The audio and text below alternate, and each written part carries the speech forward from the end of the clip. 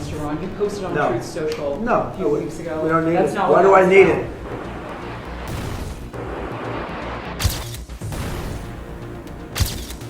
अमेरिकी राष्ट्रपति Donald Trump ने ईरान के खिलाफ परमाणु हथियार के इस्तेमाल से जुड़े एक सवाल को मूर्खतापूर्ण बताया है।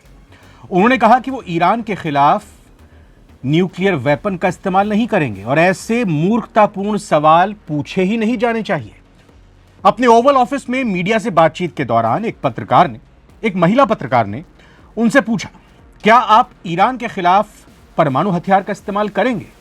इस पर ट्रंप ने जवाब दिया, नहीं, मैं ऐसा नहीं करूंगा। हमें इसकी जरूरत ही नहीं है।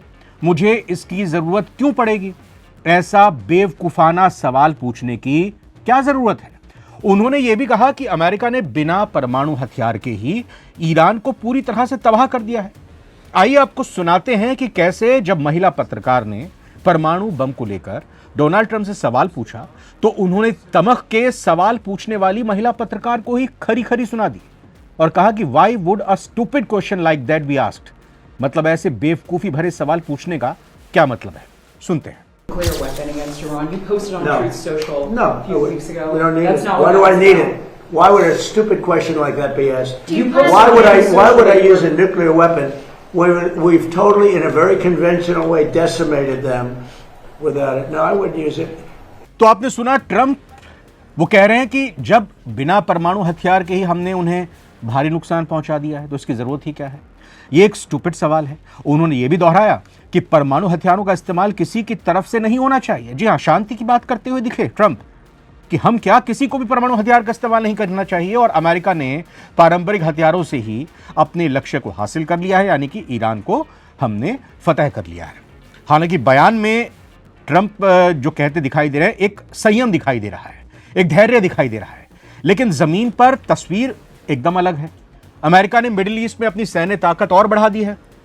अमेरिका हॉर्मुज नाकेबंदी छोड़ नहीं रहा है। बाकायदा तीसरा aircraft carrier USS George HW Bush अब पश्चिम एशिया में पहुंच चुका है, आगे बढ़ रहा है हॉर्मुज की तरफ, ईरान की तरफ, जिससे अमेरिका की रणनीतिक पकड़ और मजबूत होती हुई दिखाई दे रही है। घेराबंदी अमेरिका ईरान के खिलाफ और ज्यादा कर रहा है। पहले से ही वहां पर यूएसएस अब्राहम लिंकन और यूएसएस जेराल्ड आर फोर्ड के साथ अब ये तीसरा जॉर्ज डब्ल्यू बुश कैरियर की मौजूदगी इस बात का संकेत दे रही है कि अमेरिका हर स्थिति के लिए तैयार रहना चाहता है। सीज फायर चल रहा है, लेकिन कब तक चलेगा? तैयारी तो कुछ ऐसा दर्शा रही है कि फिर से आपस में भिड़ने वाले हैं दोनों देश। तो देखा जाए तो अमेरिका और ईरान के बीच तनाव कम होने के बजाय और गहराता जा रहा है। एक तरफ सीज फायर लागू है तो दूसरी तरफ बयानबाजी और सैन्य तैयारी से साफ है कि टकराव अभी खत्म नहीं हुआ है। आपको क्या लगता है, क्या सीज फायर को लेकर ये समय सीमा बढ़ती जाएगी? हालांकि ट्रंप ने पहले ये कहा था कि ये सीज फायर लागू है जब तक डील के लिए ईरान नहीं आता। फिर उसके बाद उनकी सफाई आई अगले दिन की ये सीज फायर 3-5 दिन का ही समझिए, उसके आगे ईरान को हम समय नहीं देंगे।